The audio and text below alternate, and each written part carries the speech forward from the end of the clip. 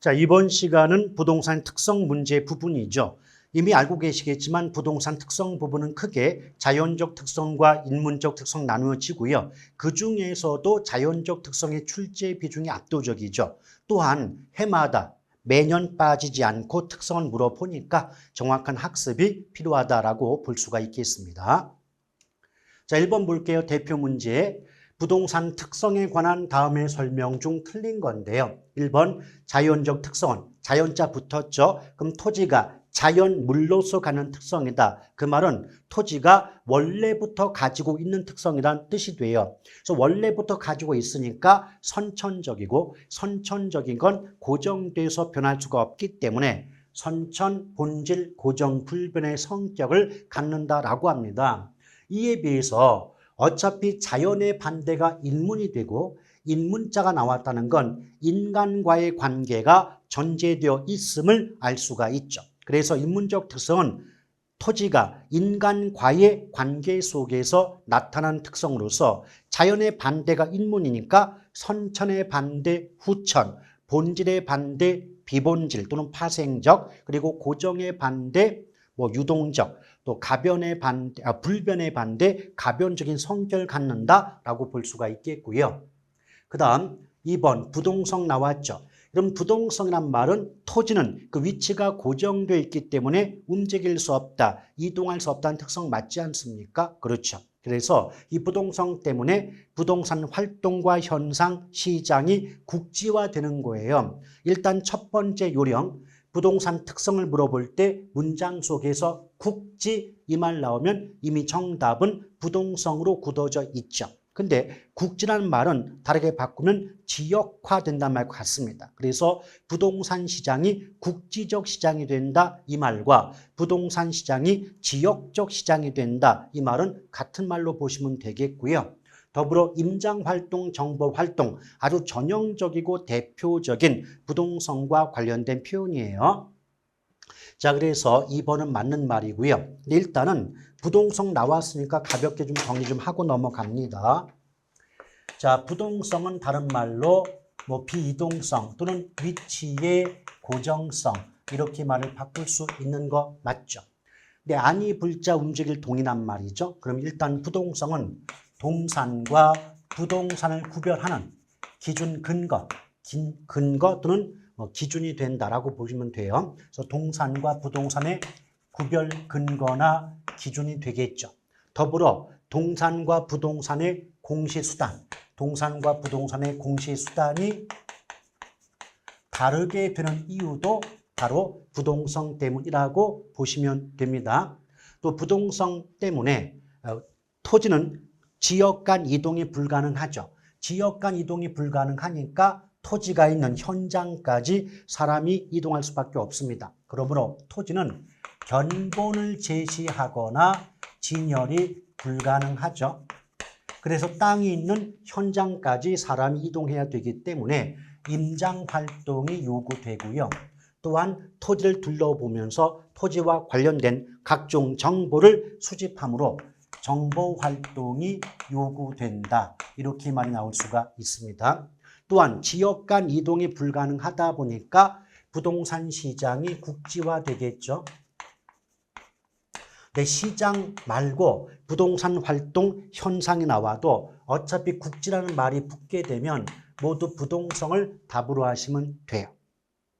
또한 위치의 고정성 때문에 토지는 숨길 수가 없죠. 은폐할 수가 없다 보니까 부동산 조세 수입의 근원이 됩니다. 지방자치단체, 지자체 입장에서 조세 수입의 근원이 되는 특성도 부동성 때문이다라고 보시면 되겠고요. 또 위치가 고정되어 있다 보니까 외부 환경에 영향을 받을 수밖에 없습니다. 그래서 외부 효과가 발생하게 되고요. 또 감정평가 시 지역 분석이 필요한 이유도 바로 부동성과 관계가 있다. 이 정도 가볍게 정리해 주시면 되겠네요. 자, 그 다음은 3번 볼게요. 부증성 나왔죠. 부증성은 토지는 자연물이다. 그러니까 인간이 비용을 투입해서 생산해낼 수가 없으니까 토지의 양을 증가시킬 수 없다는 특성을 부증성이라고 배웠던 기억 있지 않습니까? 그렇죠?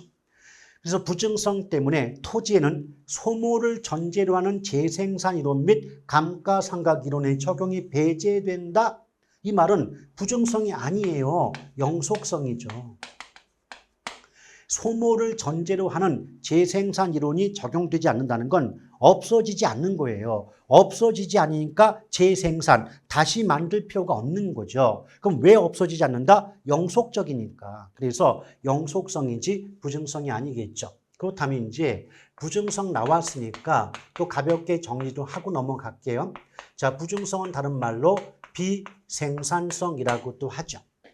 그럼 토지는 생산이 안 돼요. 자, 생산이 안 된다. 이 말을 뭐라고 하냐면 물리적 공급이 불가능하다 그래요. 자, 물리적 공급이 불가능하다. 그 결과 토지의 물리적 공급 곡선은 수직선의 모습 보이고요. 공급 곡선이 수직선이다 보니까 양의 변화가 없기 때문에 완전 비탄력적이라는 말이 나오게 됩니다. 근데 한 가지 조심할 건 토지의 공급은 물리적 공급 이외에 용도의 전환을 통한 용도적 공급도 있거든요. 이때 용도적 공급은 다른 말로 경제적 공급이라고도 하죠. 근데 용도적 공급은 가능해요. 무슨 성 때문에? 용도의 다양성 때문에.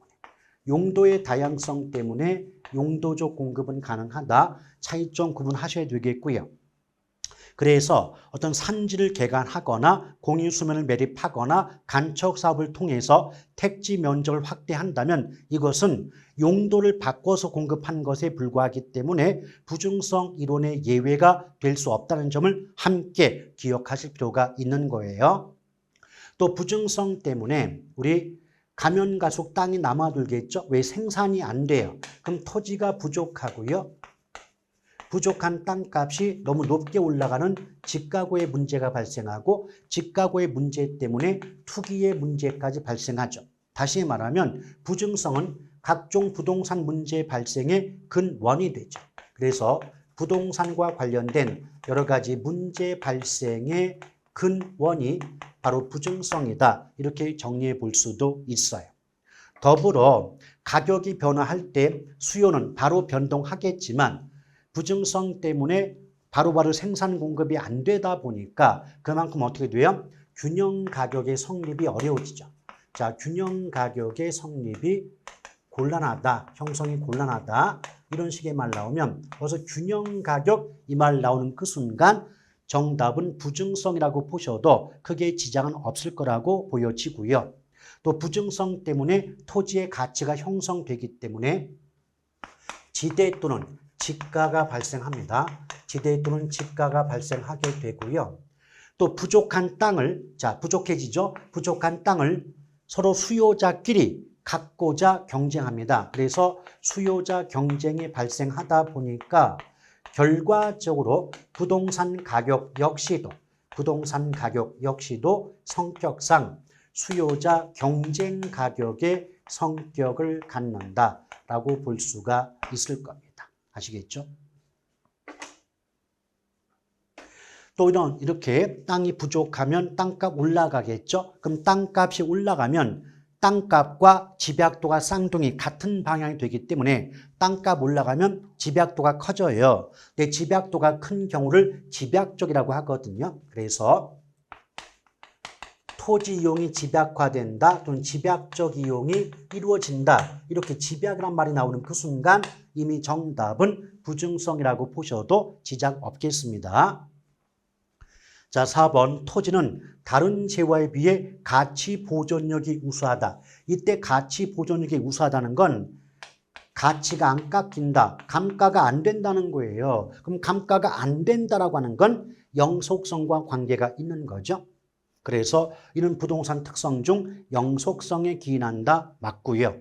5번 인접성 때문에 인접지, 이웃한 토지와의 협동적 이용, 어울리는 이용이 요구되고요. 정의 외부 효과 발생 시 개발 이익, 환수 논리의 주장 근거가 되는 게 인접성이에요. 그래서 인접성은 거의 시험에 나오지 않는 거니까 어떻게만 기억한다? 인접성은 앞에 보셨던 부동산과 더불어 외부 효과 지역 분석의 근거가 된다는 정도로만 익혀두시면 되겠네요.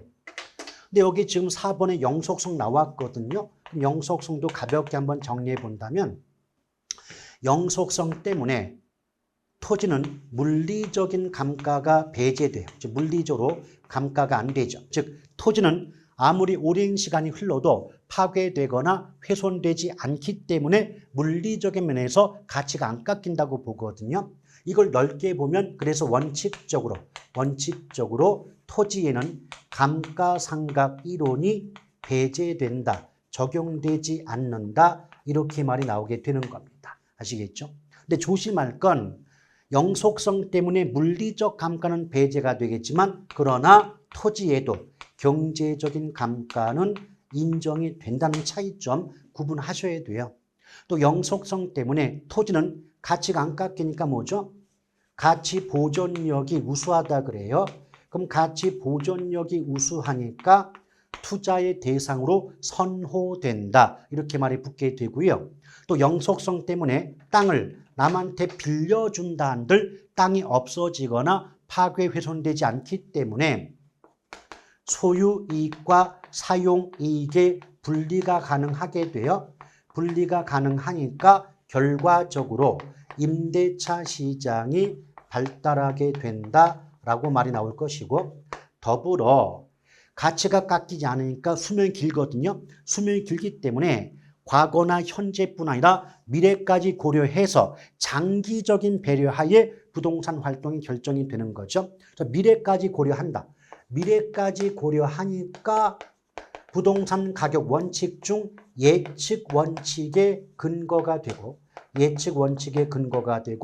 수익환원법 중 직접환원법의 근거가 되는 게 바로 영속성이고요. 또 수명이 길기 때문에 관리를 잘 해야 되겠죠. 그래서 관리의 의의가 크다. 관리의 의의 이런 식의 말 나오는 그 순간 특성은 영속성을 답으로 하시면 어렵지 않게 정답을 구할 수 있지 않을까 생각이 됩니다.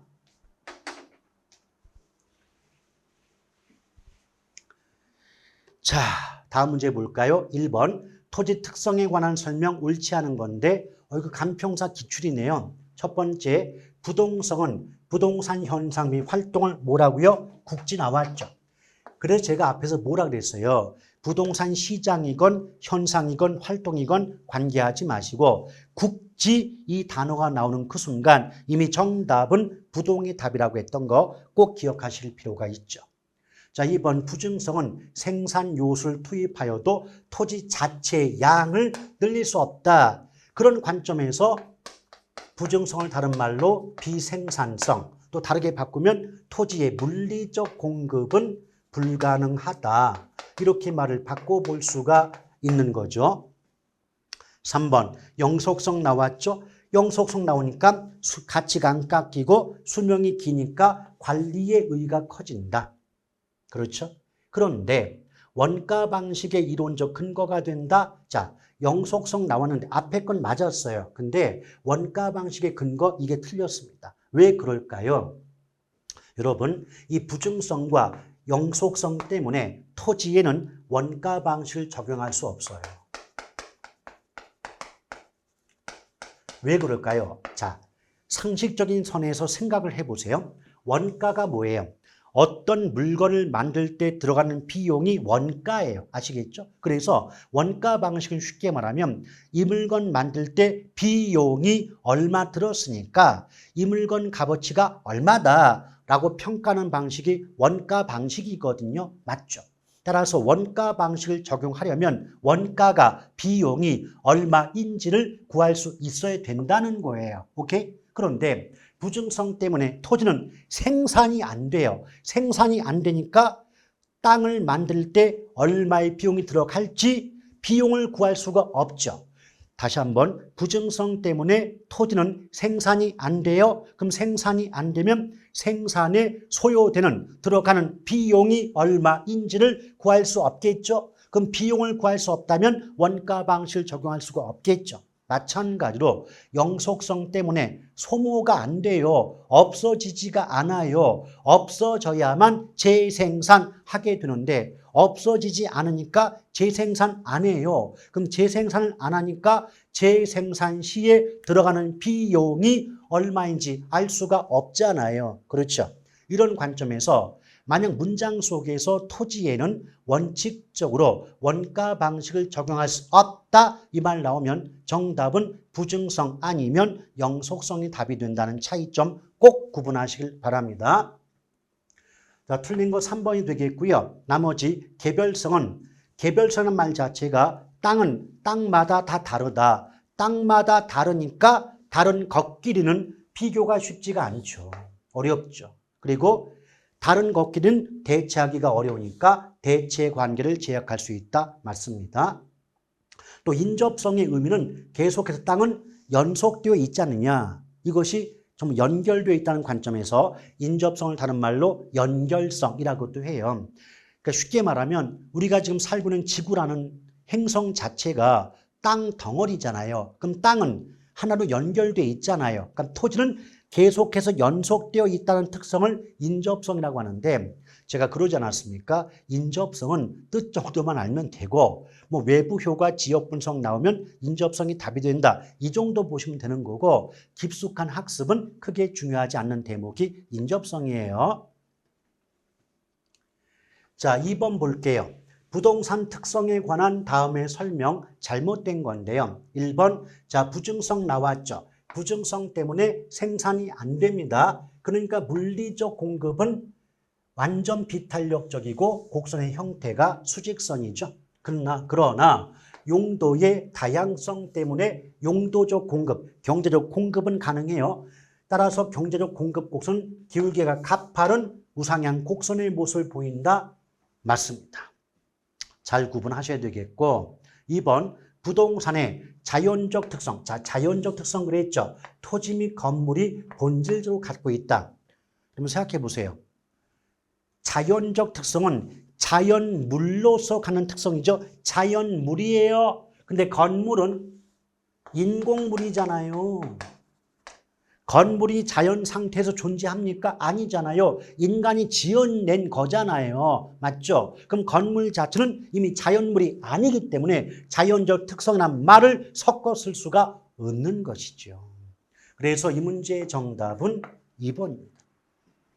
나머지 볼게요. 자, 부동성과 인접성은 공통점이 외부 환경 영향을 받으니까 외부 효과 발생하고 그래서 감정평가할 때도 지역 분석이 요구된다. 외부 효과, 지역 분석은 부동성과 인접성의 공통점이에요. 4번, 개별성 때문에 일물일가 법칙이 성립하지 않고 그래서 부동산 시장이 불안전 시장이 되는 거고요. 또 감정평가의 필요성이 커진다. 그러니까 물건마다 값어치가 모두 다르니까 하나하나 따로따로 떼어놓고 감정평가, 즉 그 물건 값어치 평가할 필요가 있지 않느냐. 이런 뜻으로 사용되는 문장이에요. 자, 영속성, 그래서 임대차 시장 발달하고요. 또 물리적 감가 배제된다는 것 조심하세요. 영속성이 있다 할지라도 경제적 감가는 인정되는 거예요. 구분해서 기억하셔야 됩니다. 자, 그래서 2번의 정답은 몇 번이었죠? 예, 지금 2번이었습니다. 자, 3번 볼게요. 토지 특성에 관한 설명 틀린 건데 1번 영속성 나왔죠? 그럼 토지는 원칙적으로 감가상각 이론의 적용이 배제된다. 맞죠? 자, 영속성 때문에 원칙적으로 감가상각 이론 적용되지 않습니다. 2번, 자, 부동성 나왔죠? 그러니 앞에 부동산 시장이 나오건 활동이 나오건 현상 나오건 국지라는 말이 나오면 부동성이 답이라고 했던 거 기억하시고요. 또 임장활동, 정보활동도 부동성과 관련된 아주 전형적이고 대표적인 문장 표현이죠. 3번, 부증성은 토지 부족이나 집가구를 비롯한 각종 부동산 문제 발생의 근원이 되고 토지용이 집약화되는 이유가 된다. 맞습니다. 4번, 개별성 때문에 물리적 대체 및 용도적 대체가 불가능. 이게 틀렸는데 칠판이 제가 작아서 개별성을 얘기를 못해서 여러분 개별성은 토지는 물리적 관점에서 저마다 다르다. 즉 물리적 관점 뭐냐면 토지의 위치나 형태나 규모, 면적 등을 묶어서 물리적 측면 그래요. 근데 물리적 측면에서 완전히 동질적인 똑같은 땅은 존재할 수가 없는 거죠. 그래서 토지는 저마다 다르니까 이질품이에요.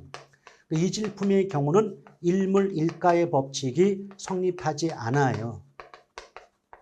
근데 일물일가의 법칙은 완전 경쟁 시장의 성립 조건에 해당이 되기 때문에 이 법칙이 성립이 안 된다는 건 그 시장이 불완전 시장이 된다는 걸 얘기하고 있죠. 그래서 결과적으로 부동산 시장이 불완전 시장화된다라고 볼 수가 있고요. 또 앞에서 다른 문제 풀 때도 나왔지만 물건끼리 토지마다 다르니까 다른 토지와 비교가 어렵죠. 다른 토지와 비교가 곤란하고요. 특정 지역을 대표하는 땅을 표준지라고 하는데 그 표준지 선정이 어려워져요. 자, 표준지 선정도 곤란하다. 또한 저마다 다르니까 대체도 어렵겠죠. 그래서 대체가 어렵다. 근데 조심할 게 있어요. 대체가 어려운데 이 대체는 크게 물리적 대체와 그리고 용도적 대체가 구분됩니다. 개별성 때문에 물리적인 면에서는 같지 않으니까 대체가 안 돼요. 그러니까 물리적인 대체는 불가능하죠. 그러나 인접성 때문에 용도적 대체는 가능한다는 것 구분하셔야 돼요. 따라서 물리적 대체는 불가능하다는 건 맞지만 용도적 대체는 가능한데 용도까지 묶어서 둘 다 불가능하다라고 했기 때문에 틀렸다라고 보시면 됩니다. 그래서 이 문제의 정답은 4번이 돼요. 나머지 이용 주체 목적에 따라 인위적으로 분할 또는 합병할 수 있다. 이것이 인문적 특성 중 병합 분할의 가능성, 묶어서 분합성이라고 배웠던 기억 나시지 않습니까? 그래서 이 문제의 정답은 4번이 됩니다.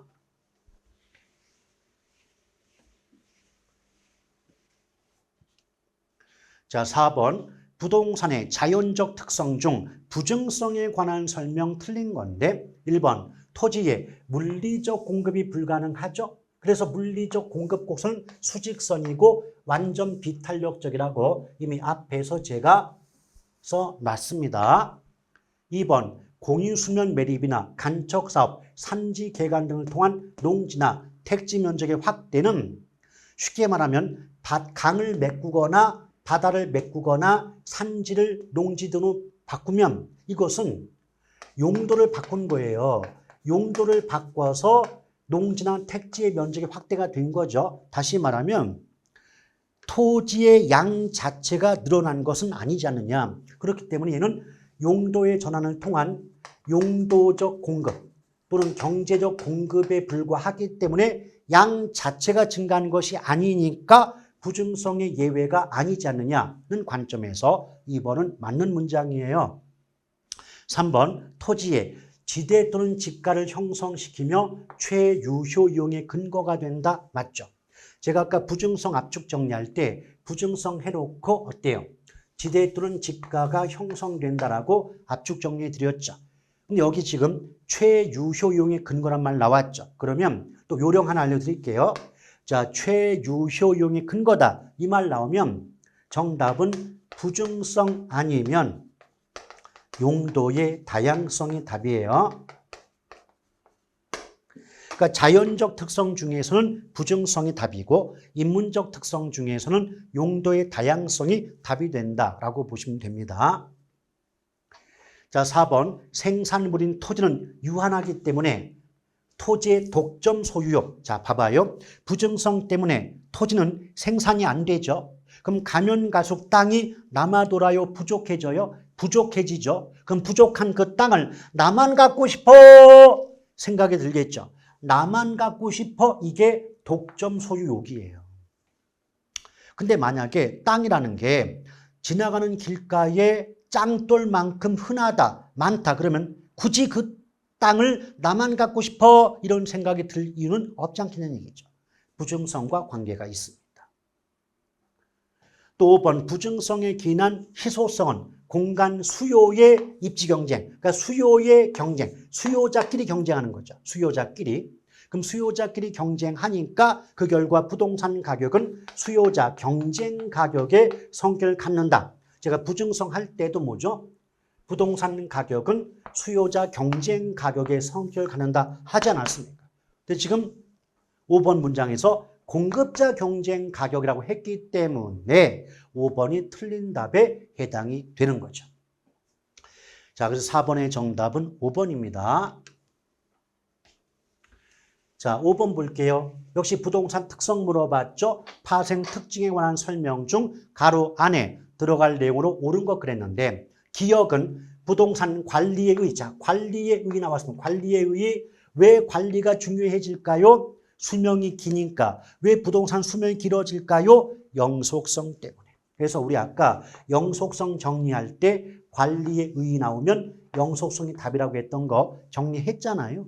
그럼 기억은 영속성이 나와야 되는데 정말 쉬운 문제죠. 왜?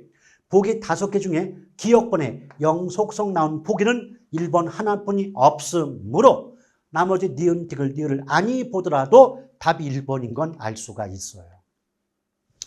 자, 근데 지금은 연습이니까 다 볼게요. 니은 했는데 지대 또는 지가가 발생한다. 토지 공개념 도입의 근거다. 벌써 지대 또는 지가 나오는 그 순간 부증성이죠. 부증성. 또 디귿, 중앙정부와 지자체별로 상이한 규제와 통제를 받는다. 왜 중앙정부와 지자체별로 규제가 달라질까? 부동산 시장이 국지적 시장이니까, 지역적 시장이니까 지역마다 달라지는 거죠. 그럼 국지적 시장과 연결되는 부동산 특성은 부동성인 거죠. 그럼 디귿번은 부동성이고. 또 리을번, 표준지 선정이 어렵고요. 모든 토지에 공통적으로 적용할 수 있는 원리나 이론의 도출이 어렵다는 건 모든 토지에 공통적으로 적용할 수가 없다. 그 말은 땅마다 다르기 때문이죠. 땅마다 달라진다, 다르다. 그런 특성, 무슨 성? 개별성이죠. 그러므로 이 문제의 정답은 1번이 되는 겁니다. 자, 그 다음 문제 볼게요. 6번입니다. 부동산의 자연적 특성과 파생 특징의 연결이 옳지 못한 것 그랬는데요. 1번 부동성. 자, 부동성 나오니까 부동산 시장이 지역적, 국지적 시장이 된다. 맞고요. 2번 영속성. 수익 환원 방법 중 직선법, 직접법. 정확히 말하면 직접환원법이지만 줄여서 직접법의 근거지 직선법의 근거가 아니에요. 제가 영속성 정리할 때 뭐라 그랬어요? 자, 이건 미래까지 고려하기 때문에 직접환원법의 근거라고 했죠. 직접법이지 직선법이 아니에요. 참고로 얘기를 든다면 직선법은 수익환원법 중 직선법은 건물에 적용하는 거예요. 건물에. 감가상각 자산에 적용하는 방법이 직선법이에요. 근데 토지는 영속성 때문에 가치가 안 깎이므로 직선법이 아니라 직접법 또는 직접환원법의 근거라고 적어 나와야 됩니다. 그래서 지금 2번이 틀린 답이고요. 나머지 볼게요. 부증성 나왔죠? 그러니 물리적 공급이 불가능하니까 물리적 공급 곡선이 수직이 되고 그래서 가격 상승에 대응한 공급 탄력성이 완전 비탄력이 된다. 맞죠? 이 말이 뭐냐면 여러분 공급 법칙 아시죠? 공급 법칙이 뭐예요? 어떤 물건의 가격이 올라가면 이익이 늘어나니까 공급량이 증가한다. 즉 가격과 공급량이 같은 방향으로 바뀐다는 게 공급 법칙 아닙니까? 맞죠? 그런데 토지는 부증성 때문에 생산이 안 되니까 땅값이 올라가더라도 토지의 공급량이 증가하지 않게 되는 거죠. 그래서 가격 상승, 땅값이 올라가더라도 물리적 공급이 완전 비탄력적이다. 그 말은 땅값 올라가도 토지의 물리적 공급량은 변화하지 않는다. 증가하지 않는다. 이런 의미가 되기 때문에 3번은 맞는 말이에요. 4번 개별성. 개별성 때문에 가격이 됐건 수익이 됐건 활동이 됐건 현상이 됐건 개별이란 말이 붙는 순간에 이미 정답은 개별성이고요. 또 아까 언급했지만 토지마다 다르니까 토지는 동질품이 아니라 이질품이 되기 때문에 이질적 제거하고 이질품의 경우는 일물일가의 법칙이 성립하지 않아요. 그 결과 부동산 시장은 불완전 시장화 된다라고 들었던 기억이 있지 않습니까? 맞죠? 5번 영속성. 소모가 안 된다.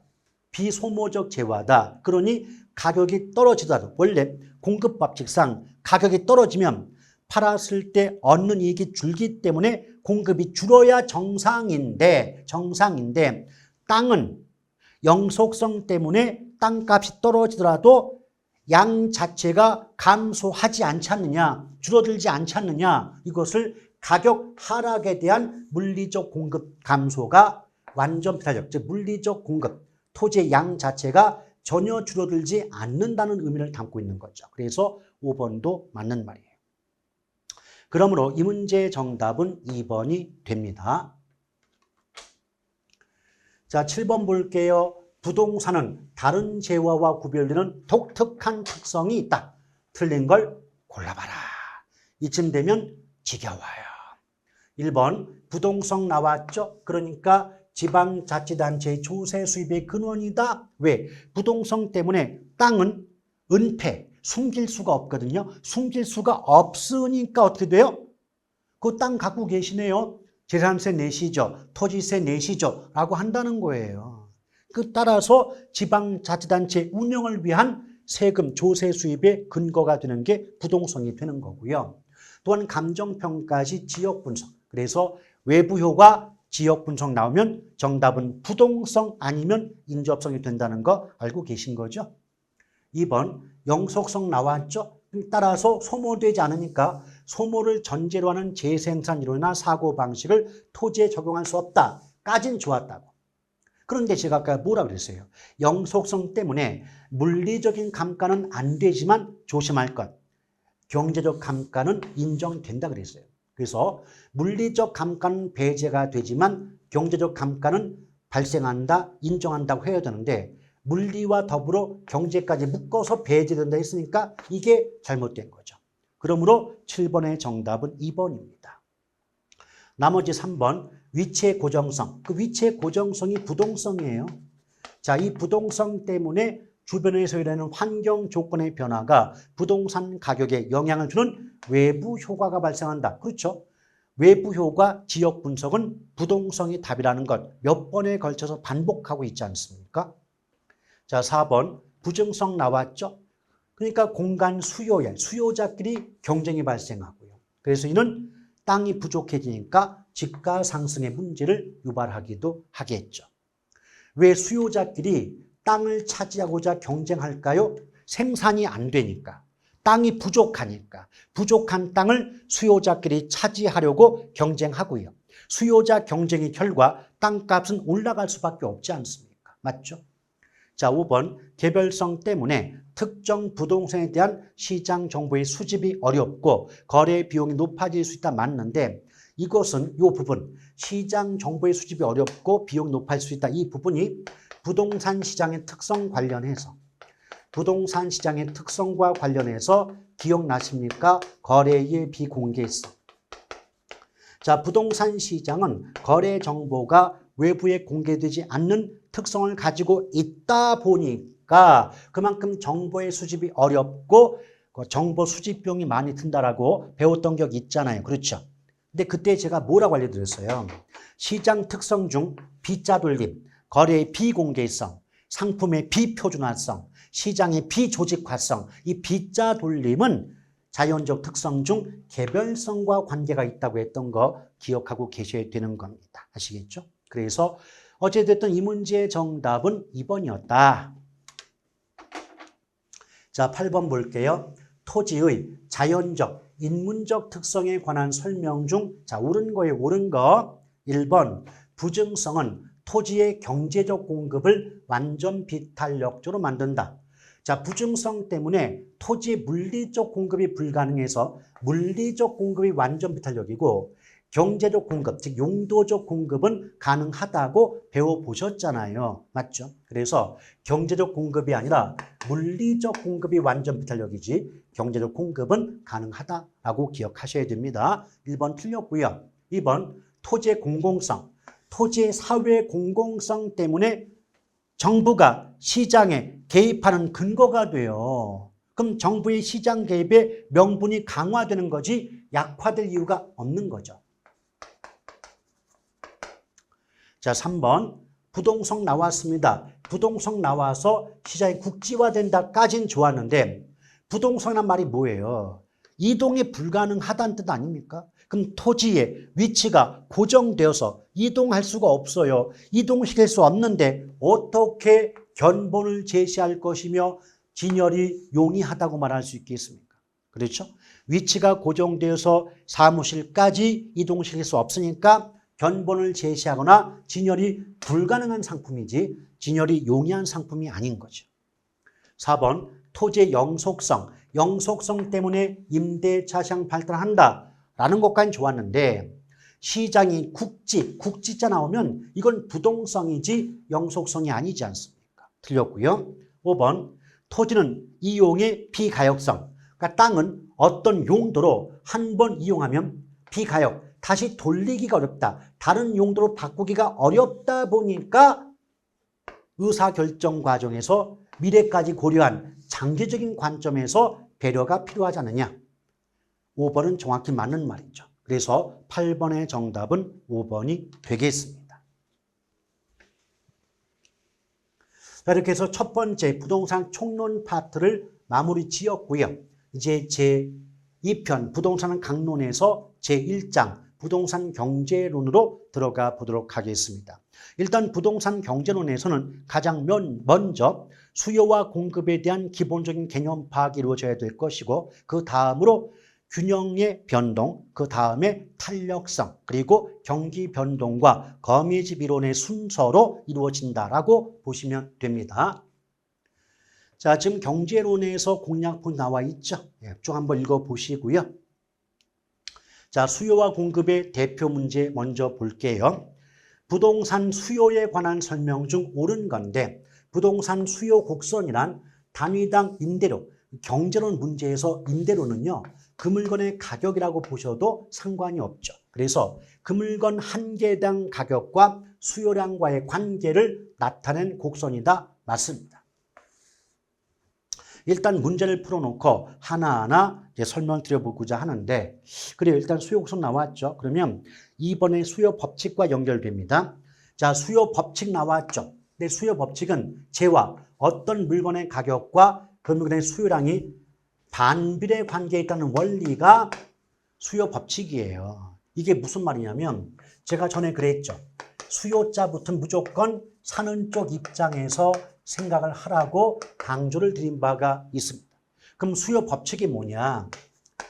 사는 쪽 입장에서 내가 사고자 하는, 사고 싶은 재와 물건의 가격이 오른다. 그럼 값이 올라간다는 건 소비자 입장에선 값이 비싸지는 거죠. 그럼 값이 비싸지면 구입에 따른 부담이 커지니까 그만큼 그 물건을 이전보다 더 사게 됩니까? 덜 사게 됩니까? 덜 사게 되겠죠. 그래서 그 물건의 수요량은 감소할 수가 있는 거겠죠.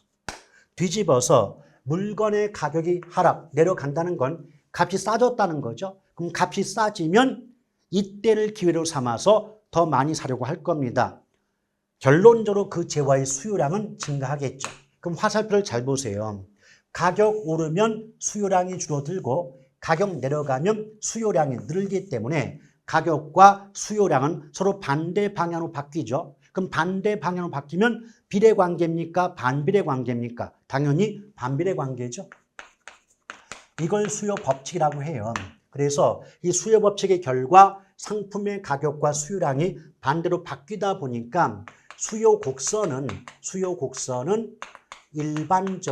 일반적으로 원점을 향해 볼록한 우하향 곡선의 모습을 보이게 된다는 거예요. 그리고 수요 법칙도 법칙은 원칙이죠. 원칙이 있다면 exception, 예외가 존재하겠죠. 그럼 수요 법칙의 예외는 크게 두 가지가 있어요. 기펜제와 베블렌 효과인데 자, 베블렌 효과. 근데 절대 걱정하지 마세요.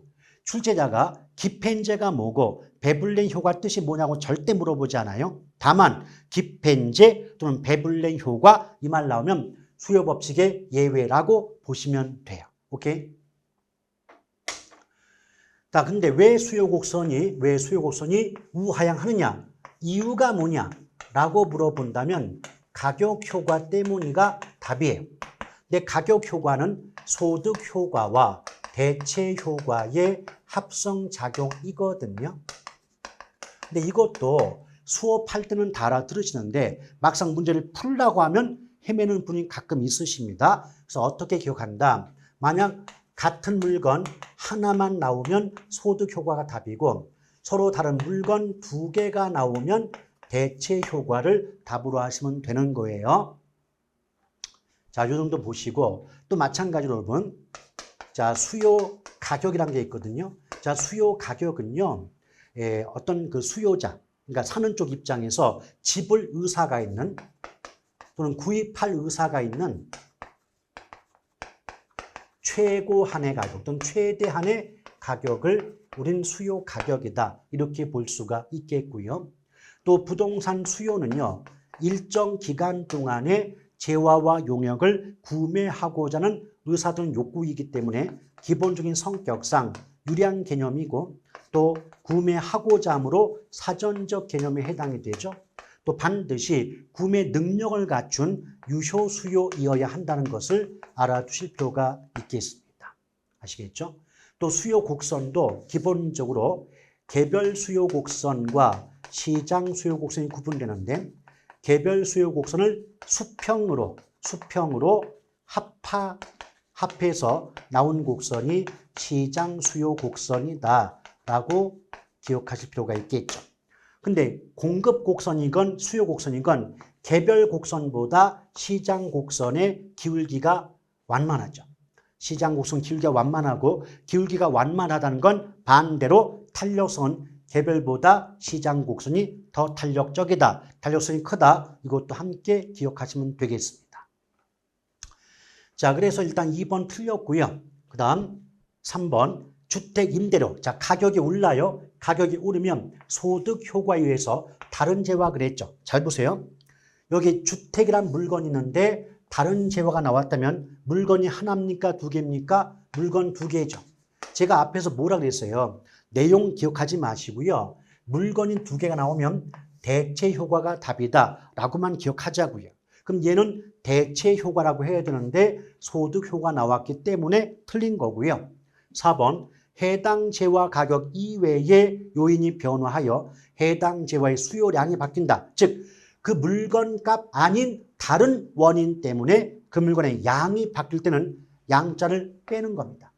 따라서 이 경우는 수요의 변화라고 해야지 수요량의 변화 그러면 안 돼요. 이 부분에 대한 설명 또는 정리는 조금 이따 따로 해드리겠습니다. 자, 5번 다른 조건이 일정할 때 부동산 가격이 오르면 곡선 이동한다. 아니에요. 그 물건 가격이 변화할 때는 곡선 이동하지 하는 게 아니라 동일 곡선상 점이 이동합니다. 동일 곡선상 점이 이동해요. 곡선 자체가 이동하는 게 아닙니다. 그래서 이 문제의 정답은 지금 1번이 된다라고 보시면 돼요.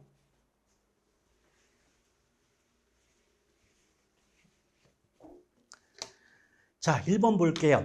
자, 수요와 공급이죠. 틀린 거 물어봤네요. 수요 법칙 나왔습니다. 그럼 상품, 재화의 가격과 수요량이 반비례 관계에 있다는 원리 맞고요. 거꾸로 공급 법칙이란 어떤 상품의 가격과 공급량이 같은 방향, 비례 관계에 있다는 원리를 말한다. 맞죠? 그럼 여러분 생각해 봐요. 지금 공급 법칙이 나왔잖아요. 그렇죠? 그럼 공급자가 나왔다는 건 무조건 파는 쪽 입장. 파는 쪽 입장에서 생각을 해달라는 얘기죠. 파는 쪽 입장에서. 그럼 파는 쪽 입장에서 내가 팔고자 하는 물건의 가격이 오른다면 팔았을 때 이익이 많아지니까 더 팔게 되므로 공급량은 증가하게 되겠죠. 반대로 내가 팔고자 하는 물건의 가격이 내려간다면 판매할 때 얻는 이익이 줄어드니까 덜 팔게 되므로 공급량은 감소하는 거죠. 그럼 화살표를 잘 보시면 가격이 오르면 공급량 늘고 가격 내리면 공급량 줄어드니까 가격과 공급량이 같은 방향이죠. 그럼 비례, 반비례, 비례. 이런 이유 때문에 공급 곡선은 일반적으로 우상향 곡선의 모습을 보이게 된다라고 보시면 됩니다. 그러니까 지금 2번의 경우 일반적으로 수요 곡선은 우하향, 공급 곡선은 우상향의 모습을 보인다. 맞고요. 3번 소득 효과란 해당 재화의 가격 변화가 실질 소득의 변화를 유발하여 해당 재화의 수요량이 변화하는 효과를 말한다. 맞죠? 일단 소득 효과 나올 때 물건이 그 물건 하나뿐이 없어요. 해당 재화 하나뿐이 없으니까 소득 효과 맞죠? 근데 이게 어떤 경우냐면 예컨대 여기 아파트가 있어요. 그럼 아파트의 가격이 오른다. 근데 가격이 오른 만큼 부담이 커져요. 소비자 입장에선 값이 오른 만큼 구입 부담이 커지죠. 그럼 부담이 커진다는 것을 실질적인 소득이 줄어든다라고 말하고 있죠. 실질 소득이 감소하지 않느냐. 그 결과 아파트의 수요량이 줄어들게 되는 거죠. 그래서 보세요. 일단 가운데 말 없다고 볼 때 가격 오르면 수요량이 줄어드니까 가격과 수요량이 반비례, 수요 법칙이 작용하고 있음을 알 수는 있죠. 그런데 그 과정 속에서 가격의 변화는 수요자 입장에서 실질적인 소득의 변화를 가져오고 그 결과 수요량의 변화가 발생하니까 이런 경우를 소득 효과라 한다라고 하는 거예요. 4번 수요 함수는 가격에 대한 증가 함수 틀렸죠. 조금 아까 수요 법칙이 가격과 수요량이 반비례, 반대로 바뀐다 그랬잖아요. 그렇죠? 그래서 수요 함수는 가격에 대한 감소 함수고 또 공급 법칙상 가격과 공급량이 같은 방향이 되기 때문에 공급 함수는 가격에 대한 증가 함수에 관계에 있다라고 보시면 됩니다. 그래서 이 문제의 정답은 4번이 되죠. 5번 수요 곡선 아까 얘기했죠. 수요 곡선이 왜 우하향하냐라고 물어본다면 대체 효과와 소득 효과를 결합한 가격 효과 때문이다가 답이 된다라고 이미 제가 압축해서 정리를 해 놓았습니다. 왜 수요 곡선이 우하향하냐고 물어본다면 가격 효과 때문이라고 말하겠어요. 아시겠죠? 그래서 이 문제의 정답은 4번이 됩니다. 자, 그 다음 2번을 보면 역시 부동산의 수요와 공급에 대한 설명으로 틀린 거 물어봤거든요. 자, 가격이 올랐습니다. 임대료가 올랐다, 가격 올랐다, 그럼 수요량이 감소한다. 그럼 가격과 수요량이 서로 반대로 바뀌니까 이것이 수요 법칙이고 이것은 주택이라는 물건 하나만 나와 있기 때문에 무슨 효과다? 소득 효과라고 볼 수가 있겠고요. 그 다음 2번 소득의 증가라는 이유 때문에 곡선 자체가 이동할 때는 양자를 빼기 때문에 수요의 변화다. 맞죠? 이건 조금 이따가 따로 정리할 거예요. 좀만 참아주세요. 또 일반적으로 금리가 올라가요. 금리가 오르면 이제 목돈을 빌릴 때 부담이 크고 이자로 나가는 금액이 많아지니까 이자 부담 때문에 목돈 빌리기 어렵죠. 그럼 목돈을 쉽게 빌릴 수 없다면 고가품인 부동산의 수요는 감소할 수밖에 없죠. 4번 균형 상태에서 건설 노동자의 임금이 상승. 건설 노동자 임금이 상승한다는 말은 쉽게 말하면 인건비가 증가한다는 거예요. 근데 비용이 늘잖아요. 비용이 늘면 같은 돈으로 만들 수 있는 양이, 생산량이 감소해요. 그 결과 공급량은 감소하기 때문에 공급이 감소합니다. 그럼 공급이 감소한다는 것은 우리말로 물건이 귀하다. 자, 물건이 귀하다는 뜻이죠. 그럼 물건이 귀해지면 귀한 물건은 가격이 올라갑니까? 내려갑니까? 올라가겠죠. 그래서 이건 공급의 감소 시 균형 가격은 상승한다고 해야 되는데 하락한다고 하였기 때문에 4번이 틀린 답이에요. 5번 주택의 수요는 유효 수요층을 대상하는 경제적 개념이고 주택 수요 이거 오타가 하나 났는데 주택의 니드는 주택의 소요의 소요.